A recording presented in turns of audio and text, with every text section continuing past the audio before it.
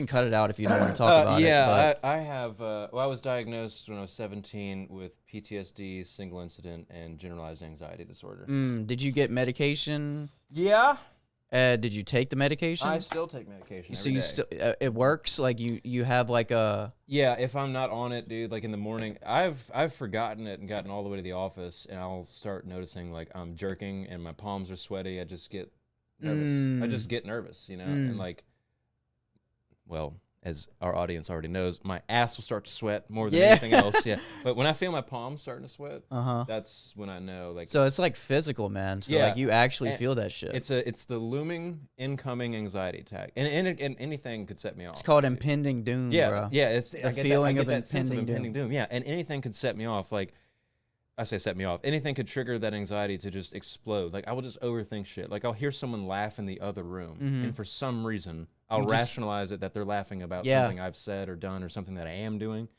And yes, I take... it's exhausting, isn't it? Yeah. I take 1 milligram of Klonopin every day. I take a half milligram in the morning and then half one at night. And I also take 10 milligrams of propranolol, which is another antidepressant. That's like a slow acting. Yeah. And then the Klonopin is fast acting. So you got it taken care of. It's fast acting in the way that it hits quickly, but each pill lasts 8 to 10 hours. So like the one at night is so I can just sleep without night terrors waking me up in cold sweats. Right. And the one in the morning is just so I can, because like, I think I told you this before, the worst anxiety / panic attack that I've ever had in my life happened about 4 years ago. I was starting first day at this new job. It was a work from home job, but I still had to go meet everyone in person at their office in Gonzales. And me being me, if I'm not 15, 20 minutes early, I'm late.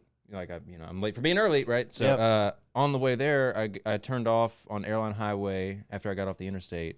I pulled over on Airline in Ascension Parish 3 times to throw up. Jesus, man. Because my anxiety was just through the roof. I stopped at 2 different gas stations and got the travel size of Peptos. Like sweating. Fucking sweating bad, Oh, dude. And man. I started in December. It was cold, and I'm still like pouring sweat. The very same day I get there, they ended up needing me to stay late because we fired someone. Like, apparently, I did not know this. There was another dude that was hired the same day, and they were going to see which one of us was going to make it. So they fired him because I was crushing it, and they were like, okay, would you mind staying late to pick up the work that he did not do? And I was like, yeah, sure.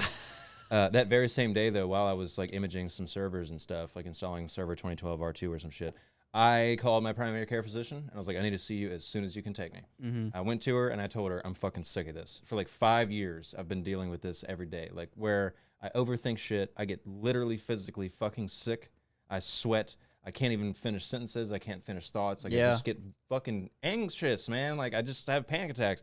I'm sick of this. It's props to you to actually notice that you have an issue, and you're not just like, you know what? I'm just gonna push it all the way down for so long. And she was because she was the one who originally, like, right after my dad was killed.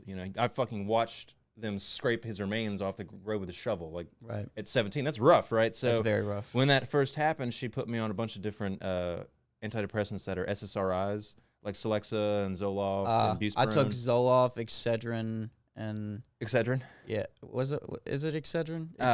There's some something. Yeah, so she had me on those antidepressants, which helped. But what happened was when the anxiety and depression attacks hit, they hit so much harder. Like, so they were far less frequent, but when they did hit, oh, Jesus God. Like, I was in I was in bad shape. So I told her I didn't want to take that anymore. So I went like almost a full 4 years without taking anything. I was just white knuckling it. So when I went into her office that time, she goes, look, she knows my full unadulterated medical history. She knows I was a victim of the Zandemic. So she goes, look, I know you're not going to like this, but I think we should put you on Klonopin, and I'll monitor it with a once-a-month visit. And we're also going to put you on propranolol, which is to help you keep balanced. Like, so that way I'm not taking too much Klonopin that I'm like zonking out and falling asleep. It kind of balances. Yeah, exactly. And she was so straightforward and cool about it because she was like, I know you're apprehensive to ever touch benzos again because of what you've been through, what we went through, what everybody went through, the Zandemic, man.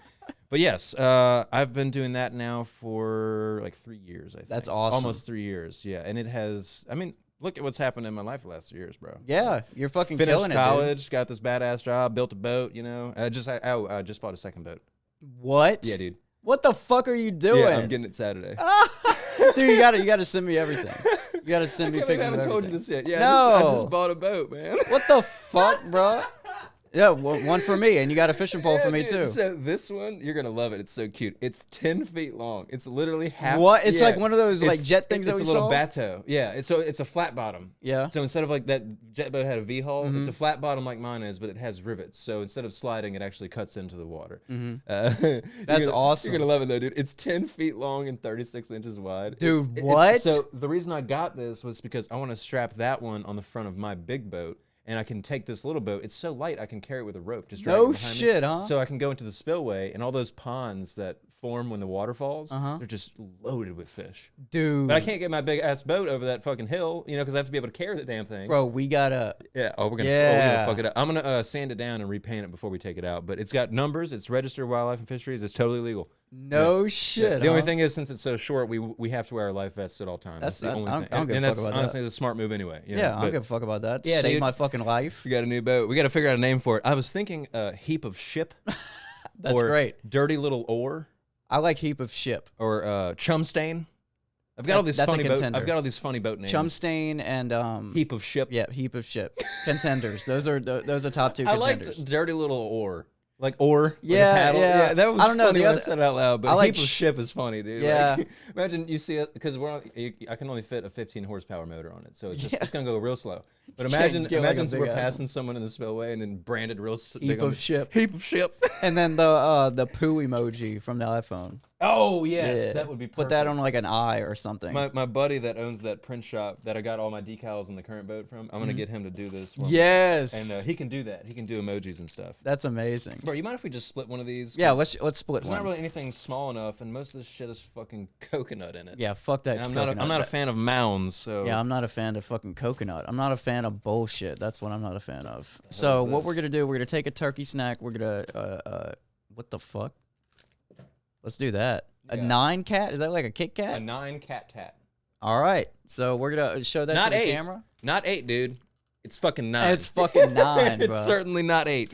It's fucking 9. But yeah, I just wanted to inquire about, because since we've been talking about mental health like the past few episodes, I kind of wanted to just give a basis. Props to you, because it's not just a month for us. It's a daily fucking thing. It's minute, hourly, daily, weekly, monthly, yearly, and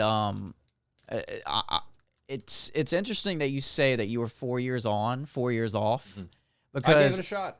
I gave it an honest shot. I gave it a shot. I don't want to be someone who has to take medication to just be normal, but unfortunately, circumstances outside of my control have happened to me. I stopped taking them 2019.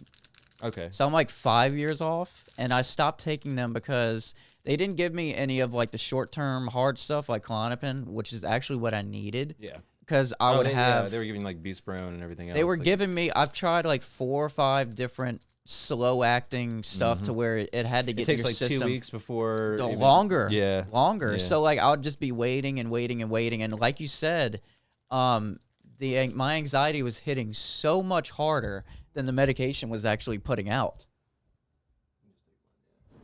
So this is what, 9 cat? I don't like that. I don't like that look. Smell it, dude. I don't mind it. What is that? Vanilla? What is it? Is it? Cheers. I didn't mean to cut you off though. You going whole thing? Yeah, I'm just gonna eat this whole thing. All right. I'm glad that you can relate to what I was saying though, because when I was on the Celexa, which is a SSRI, serotonin reuptake inhibitor, antidepressant. Dude, I was cool for like 4 weeks at a time, but one night, one night I had a really bad depressive episode, and I didn't have a car. I was struggling as a cook, and I wasn't in school anymore. I was kind of feeling like a loser and dead end spot of life, you know. I was just flipping burgers and frying shrimp, and that was pretty much my whole life. Kayak fishing every now and then. But anyway, one night, bro, I crashed bad, and just fucking... The only thing that I had of any value, true value, was this guitar that I bought for myself. It was a Fender acoustic, because I had to sell all my original music equipment, the stuff that you remember, like the red Strat, the red drum kit. I had to sell all that just to fucking feed myself and pay rent. So I had nothing, and I finally saved up nickels over a year and bought this guitar for like $180. You know, it was nothing crazy, but it was still a good guitar. Yeah. I beat it until it was fucking splinters with my fists. I punched it until there was nothing left. And you were on? Celexa and Buspirone hydrochloride. So 2 different types of antidepressants. But Damn, man. whenever it caught up to me so fucking hard. I was just like, It's overweight. It got overwhelming. yeah, I I just assume. freaked the fuck out, dude. And I remember my fucking roommate, who I barely knew, he was just my brother's buddy from middle school. He came upstairs and was like, what the fuck happened? My knuckles are bloody to a pulp, because I just punched wood all up inside them. I'm bawling, crying like a little bitch. And I didn't even have an explanation for him. I couldn't even tell him what happened. Yeah. It just got on top of me, and I was fucked. See, and that's I kind of had one of those episodes Yeah. while I was on the medicine, and see, it's not really that bad. Not bad. To be honest. I remember I was on like a 9-foot or a 10-foot ladder, and I was routing some cables in this. I don't know where the fuck I was, but I was routing some cables, and then this is while I was on the medicine. It had been in my system for like 6 to 7 months at this point, and this was like the 4th change. And in the beginning, it was all right, it was all good, and then there was just this one day where I was with my lead tech. I was under him, so he was, you know what I mean. Yeah. And I got on top of that ladder, and like from my fingertips, it was just tingling, like all the way. It spread all the way up here, got to my head, went all the way down. Cold sweats, my hands started fucking like sweating and stuff, and I kind of like, I didn't black out, like I didn't, like my vision didn't go black, but like I saw spots, and I just kind of just went down the ladder and then sat there, and I just felt such an existential dread, or like such an impending doom. I went to the guy and I was like, hey, like I don't usually do this, but like I gotta go home, like I gotta go, like right now. And then, I mean, he wasn't too happy about it, because I mean we were in the middle of a job and it needed to get done, but he ultimately understood. And right after that, shortly after that, I quit the job, and then General informatics. Yeah, this is general informatics, and it wasn't because of that reason. It was for some other reasons. Sure, yeah. But I believe you. I completely got off of everything. So it was one of the points I wanted to make. Dude, those drugs are powerful, man. Yes, yes, shit. and Like, and it may take weeks to get in your system, but once it's in there, it's sticky. right, and they told me to wean myself off, right? But weaning myself off wasn't an option for me because I was doing so bad at that point. I just wanted it all out of my system. Sure. So I did what you're not supposed to do. Cold turkey.